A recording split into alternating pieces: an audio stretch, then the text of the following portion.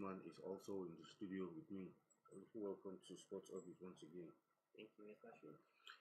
On today's edition of the program, we will start by previewing, of course, take a look back at the match between the Super Eagles of Nigeria, of course, first against Ghana, then look ahead to the fixture against Mali, which comes up tomorrow. And Super Eagles interim coach Finidi George has reiterated his objective of securing a win in all two matches for which he has been given the mandate to take charge of Nigeria in the international window. Speaking ahead of tomorrow's clash, the same venue where his team defeated Ghana 2-1 on Friday, George, who must now do without Calvin Bassey and midfielder Frank Onyeka, who are both injured, is upbeat that those who deemed the Black Stars will also fly above Mali. The Super Eagles have been highly strong by the absence of key forwards like Victor Osimhen and Victor Boniface, including the likes of William Schultz Ekong, Ola Aina Zaid Sanusi, also the likes of Gabriel Osho and Tyrone Ebue. Also, Taiwo Awoni had all pulled out of the encounter due to injuries. But of course, like he had said completely, he has enough squad, to call up for that match against Mali. But of course, first of all, looking at the match against Ghana, sweet victory was for the Super Eagles. Well, a lot of us didn't have the opportunity of watching the match, but from the reports and analysis we got of the match, it seemed like the Super Eagles put up a great performance. We had Super Eagles completely dominated, and it looked like the formation Finidi George used was a more attacking and very fluid formation, which he himself had, said that he discovered that during the AFCON, because of the formation we used, that it looked like Victor Osimhen was always under pressure, suffering alone up front. But this time around, he had to play two men up front. Yeah, you are absolutely right. And just like what we saw, it was a little bit change from what we witnessed at the AFCON under Pesero. If you look, Pesero was playing 3-4-2-1, but George decided to still maintain three defenders, but having more 3-5-2 formation, 5-2 information, and it was a perfect information. And when just like you say in your intro, and just like he said after the match, it free. Kelechi gives opportunity for Kelechi and also coming up, supporting the strikers perfectly well, unlike what we have during the AFCON. At the same time, if you watch that one, yes, a bit little bit changed and more attacking flow of game, just like you said. Because and in as much as after watching that match, I also believe that yes, we actually miss Wilfred in AFCON. Yes, in Ashworth and those that play in the AFCON was also fantastic. Frank Onyeka was outstanding and it was also fantastic. But you got a whole lot of, if you recall, a whole lot of people criticize Iwobi at the AFCON not flowing, not be able to support their attacking, not passing the ball. But if you watch Iwobi against Ghana, it was a different Iwobi entirely. Yeah, so yeah, that it was fantastic. It was a different Iwobi entirely. Iwobi was moving forward. It was a bit free to move freely in the midfield and then supporting the ball. He provided the goal, and if not because of our inefficiencies in getting the goal, Iwobi could have provided not less than 3 assists in that particular match. So I think it was a fantastic game, and although one Ghanaian journalist was trying to rubbish our victory, rubbish Nigeria of our victory, saying that why should Nigeria celebrate a victory over a dead wood? That Ghanaian national team is already a dead. Well, that's not for me. That's for them to blame. The Ghanaian national team at the moment is completely a dead wood, and we are beating a dead wood, and we are celebrating that we are achieving a victory over a dead wood. I said, well, if it could be a different team, it could be another way around. The Ghanaians are also celebrated. Yes, we need to celebrate. If you look at if you look at our match, despite all the noise we normally make about we Nigerians say that we are giants of Africa, we are giants of Africa. If you see like sometimes if you look at the history head to head between us and some African country, you'll be afraid, you will feel a bit ashamed of yourself. That despite our pedigree, some of these Africans still enjoy some level of superiority over Nigeria. Because that match, that victory, was the first victory over Ghanaian national team in 18 years. Yeah. The last time Nigeria beat Ghana was 2002 Korea World Cup qualifier in Port Harcourt. If you recall, we beat them 3-0 on our bid to qualify, well, because we were desperate to qualify for that World Cup. Because Liberia was on our neck. There's a race between us and Liberia, and even the former president of Liberia, George, who was desperate to go to the World Cup at that time, who was at the peak of his plan, be one of the best players in the world that time, was on top of the game trying to ensure that he get to the World Cup.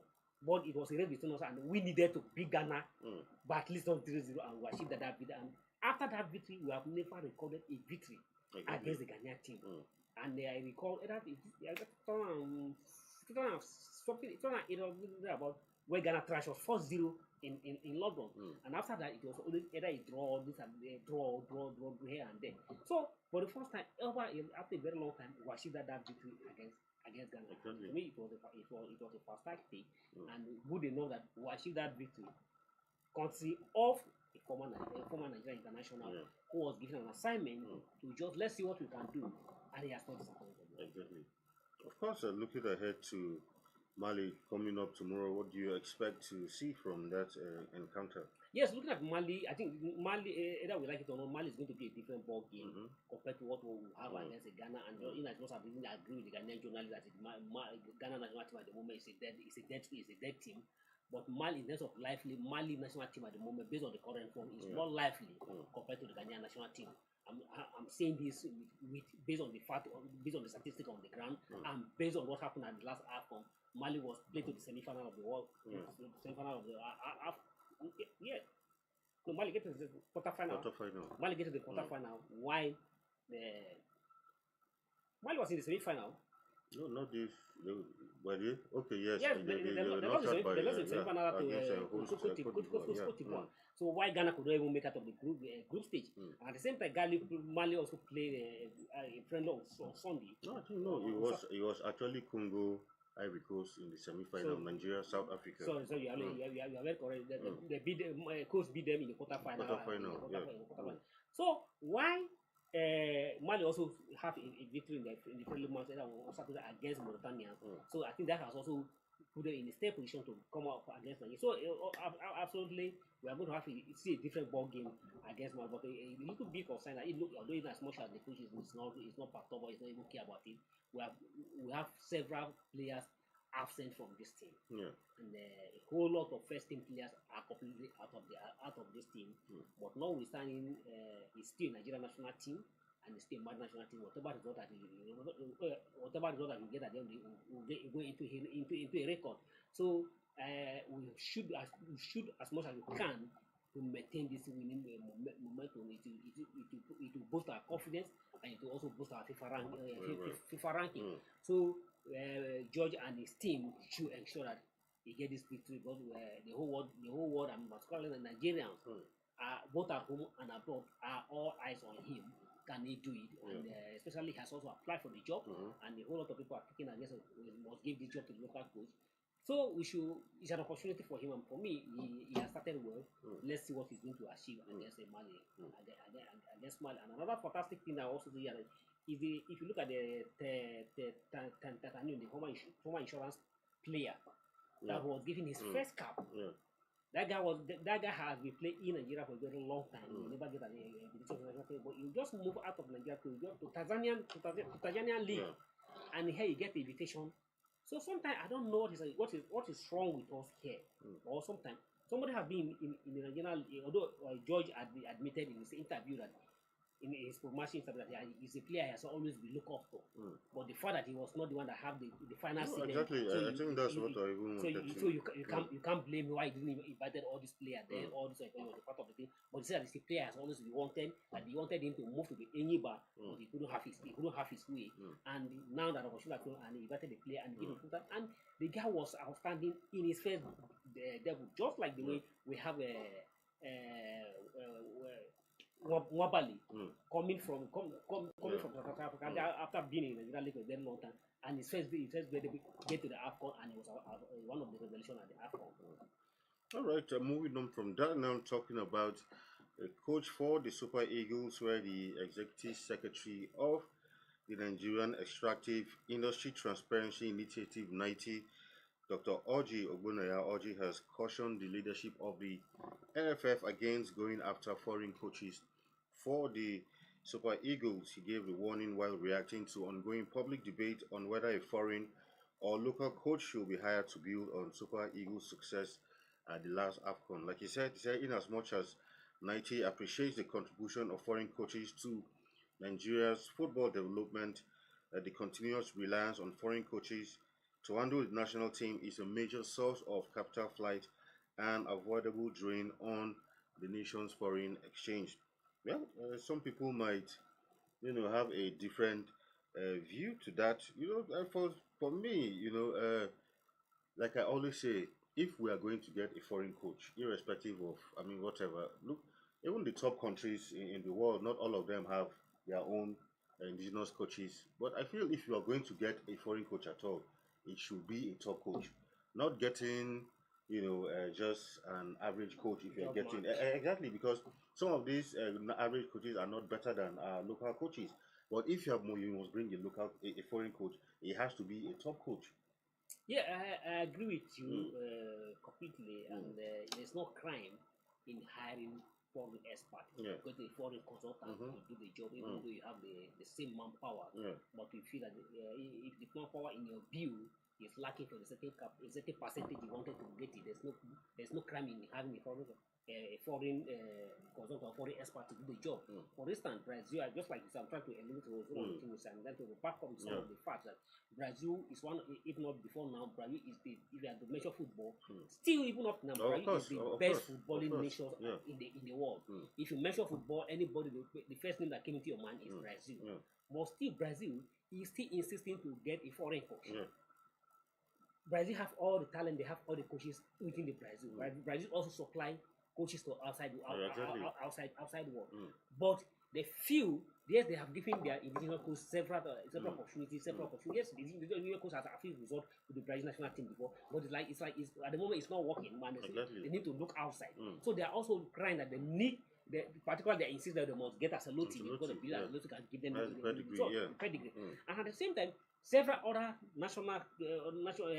foreign country, even England have also hired foreign coaches. That's why all the coaches in England. England has hired foreign coach. Capello was everything. Just for you can imagine Sweden supplying the foreign coach for England. In terms of football, by name, England has a better name compared to Sweden. But Sweden supply and hire a foreign coach from Sweden. So there's no crime in getting a foreign coach. But just like you say, if you must get, you should get for better than what you have. Exactly. Because if you have this, and you must go outside and look for it, you must go to look for a best that is higher than what you have. Not get an average that can, some extent, cannot even measurable to what you have at home. And that is where a whole lot of people are complaining. Yes, the strategic man is talking based on the currency, he's talking from the financial bureau of angle that is doing the foreign exchange and this. Yes, he's doing a foreign exchange, but if you must, just like if you must get, sometimes you get you spend money to get money. Definitely. Football, like we normally would say, although the way we play football here is just as we play as a creative government bring money, you spend all the money, and those are at the helm of affair enjoy all the looting. But it's supposed that even as national, it's supposed to, even as an image building for the country, it's supposed to also earn something in return for the country. Do you know the numbers of players who supply to the outside world? And then more of those players are not paid tax for this country, but their investment come back to this country. Whatever money they bring to this country, some of them have flashes investment, investing in estate, investing here and there. So that is a return on investment of whatever you spend in football to the country. So the extractive man should not much bother about the exchange rate, about the exchange or during the trade during. But if we must if we must get the foreign, we must get the best, not the one that will struggle to give us result, and not a job man. But like most of the coaches that are coming so far, they are not even known in their own country, and they can't even manage a third division club in their country. Completely. Very away from that now, move to the just concluded 13 African Games, where the federal government has hailed Team Nigeria's performance for finishing second with 47 gold medal, coming second to Egypt in that one. Of course, on the Saturday, the president celebrated the athletes that represented Nigeria gloriously at the competition.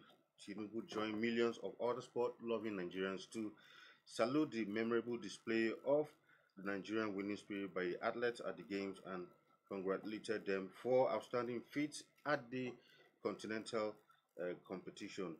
Team Nigeria finished second on the medals table with 47 gold, 33 silver, and 41 bronze medals, while Egypt, which came overall winners, won 101 came 101 gold, yes, for 6 silver and 42 bronze medal, while South Africa and the like of them, came third. Well, congratulations once again, Team Nigeria. Nice performance it was for Team Nigeria at these African Games. Yes, fantastic performance. Mm.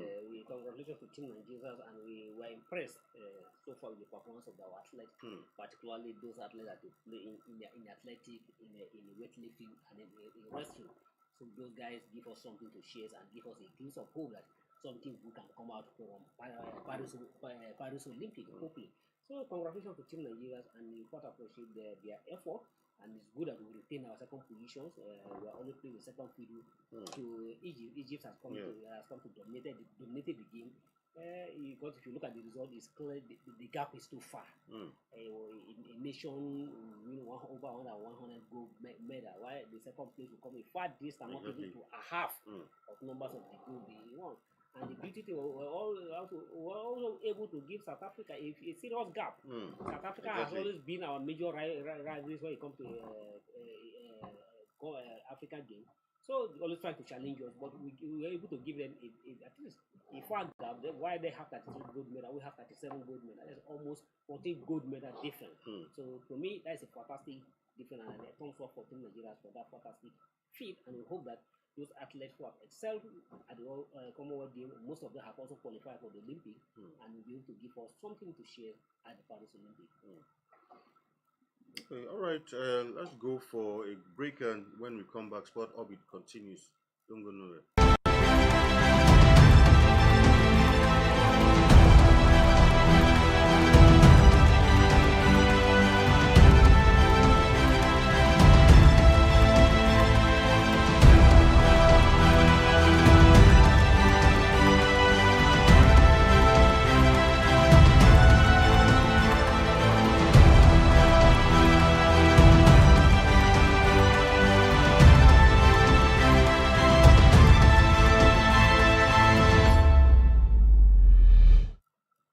Welcome back from that break. It's still Sport Orbit. Down to the Okwekwe International 10-kilometer road race, where uh, Daniel Ebenyo of Kenya had declared his intention to return in May to defend his title. The Kenyan ran a new 28.28 second course record to win the men's title on his debut, and now wants to make history as the first man to successfully defend the Okwekwe race title. He said, "I'm interested in returning to Nigeria to run at the Okwekwe race. Nigeria is like my second home." The 20-year-old went on to win the 10,000 meter silver medal at the World Athletics Championship in Budapest, and another silver medal, this time in the half marathon at the World Road Running Championships in Riga in Latvia. Well, like we always say, Okwekwe race don't organize Nigeria, but for a long time, the Kenyans have always come here to dominate. So I'm not surprised. So if you have opportunity to come and get the cheap money, you're obviously delighted to come. $10,000 is not a small money. So come and grab the $10,000 over a short over 1 hour race. So obviously you have love to come back again, and we are waiting for Daniel Ebenyo to also to come back. But I hope that this time around Nigeria should be able to grow up and challenge him to title. But that is the very top dream. But there's nothing possible in this side of the world. Obviously, I hope that one day Nigerians will get up. But the good thing about Okwekwe is I'm so happy that the game is still going to hold this year. I hope that it's not going to hold this year because of the political rivalry, because of the political scuffle between the deputy governors and the governor. You know, this game. This Okwekwe is almost always being handled by the deputy governor. Shabu was very instrumental in ensuring the game, but I think that because of the crisis between that. I hope that Basically will not take interest in it again. But it's good that it's good that it's not about personal. It's not a personal something that could share. It's about the game. The former governor of Edo State, Adam Osunmole, started it, and this particular government have been able to sustain it. So, and it is good that they maintain it. To me is an image laundering for Nigerians, and he put the country on the world map in terms of top. And it's one of the gold medal that has been labeled by the world athletics. Exactly. Yeah.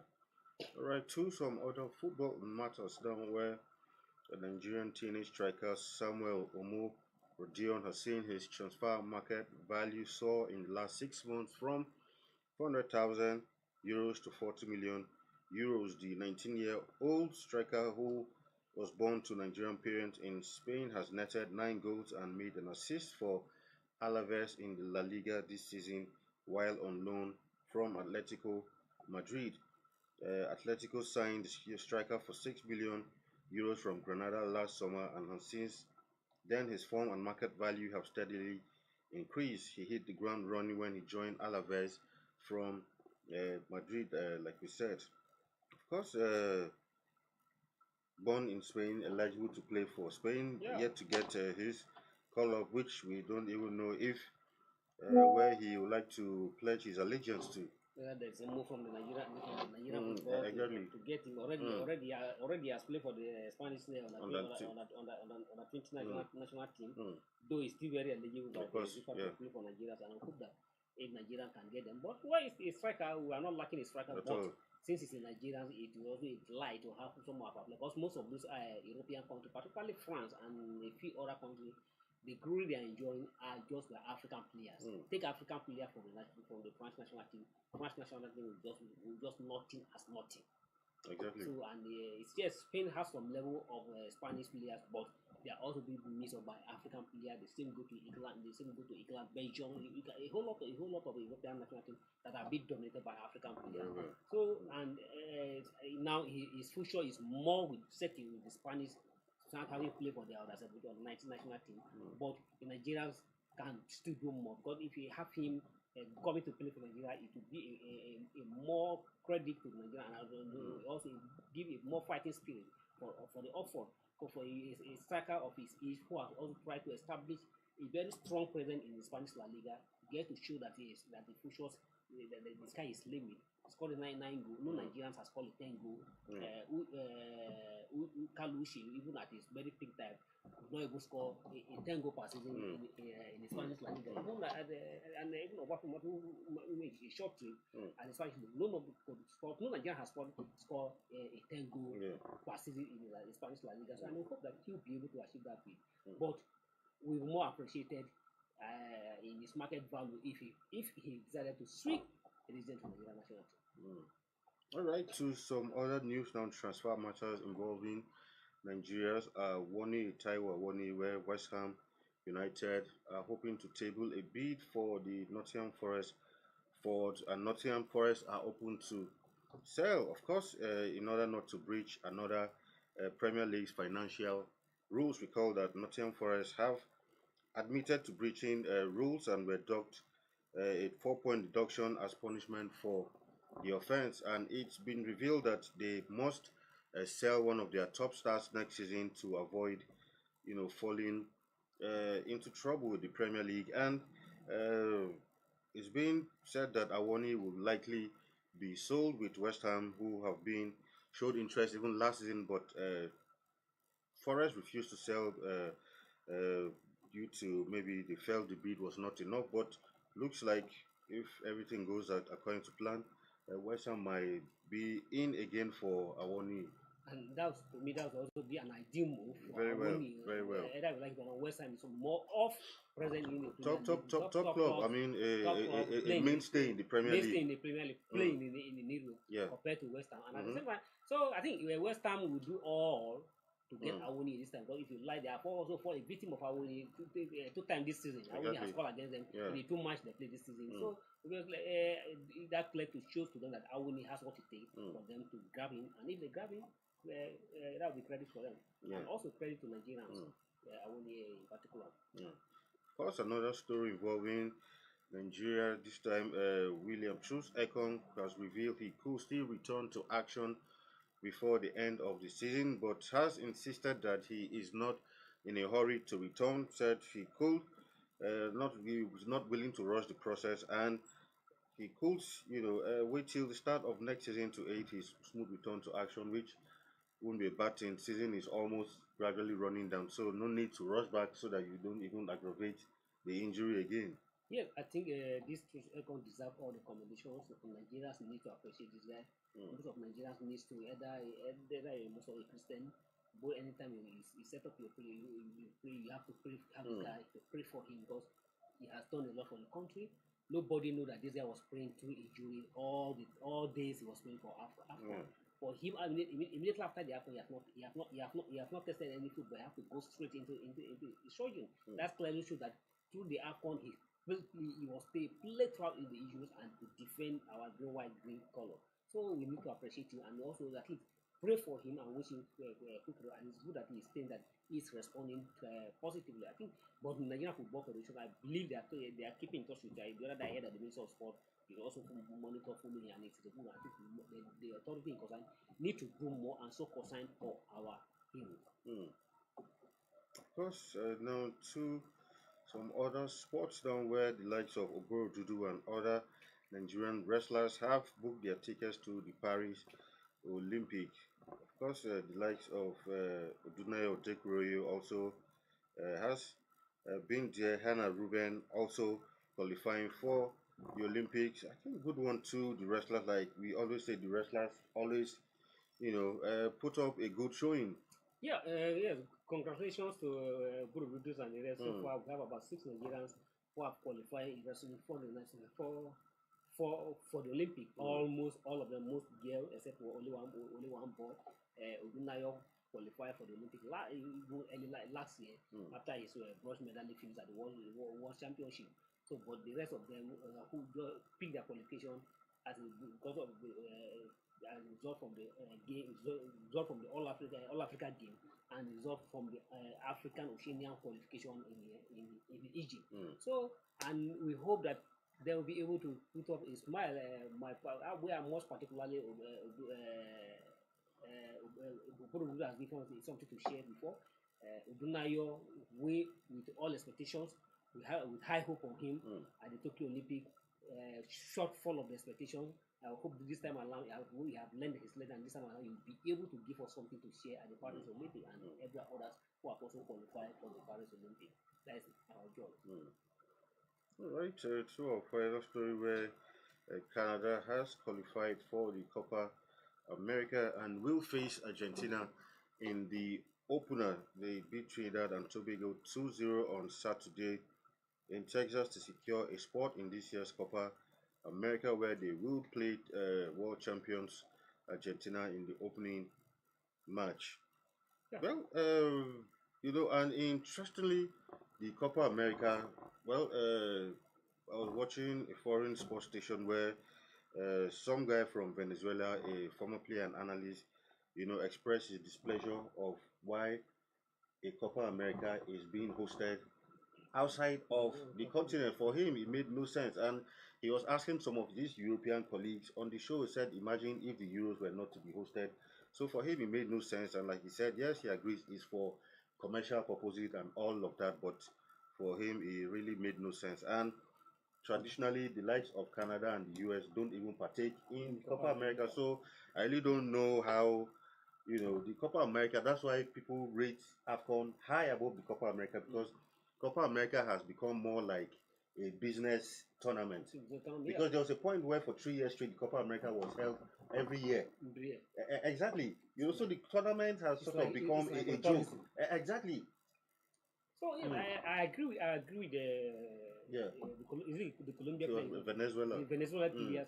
Absolutely, just like you say, imagine African AFCON being hosted in Europe, exactly, or being hosted in Asia. Yeah. So it doesn't make any business of it. It doesn't make any sense of it at all. Although people are trying to commercialize football. Exactly. But yes, football is all about commercializing. But we should also know that it's also the image and the dignities of the of the continent and the diplomacy about the game also.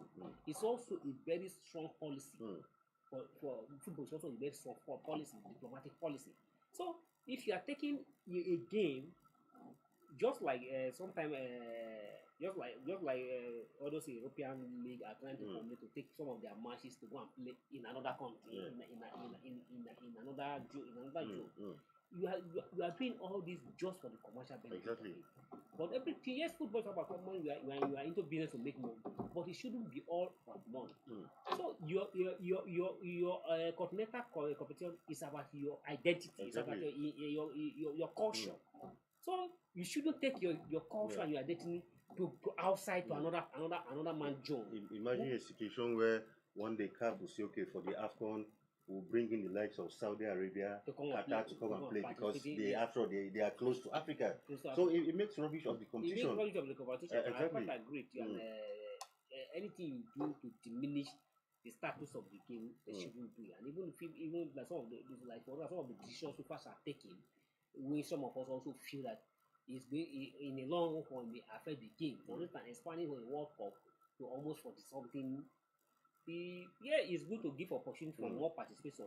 But one thing that what makes World Cup very stick that you could qualify has made you an hero. Exactly. World Cup, to me, in my view, is not excluding anybody, but FIFA has all those it just because of the monetary value of it. But every nation that is eligible participated in every World Cup. For instance, in Africa, we have 52 African countries. Africa 5 slots. These 52 countries all fighting for these 5 slots. But at the end, that you are just one of the 5 that participated in the World Cup, you have also made an achievement. Of course. All right, I completely agree with you. Of course, with that, we draw the curtain on today's edition of our program. We'll be back again on Thursday with another exciting edition. Do join us once again. Selfu, thank you for being on today's edition of the program. Thank you. We'll return again during the week, and until then, do have a wonderful time. My name is Afa Cho, and it's bye for now. Thank you for watching. For sponsorship and advert placements, please contact 080-3688-6158. Last Word Leadership Podcast Studio. You have the last word.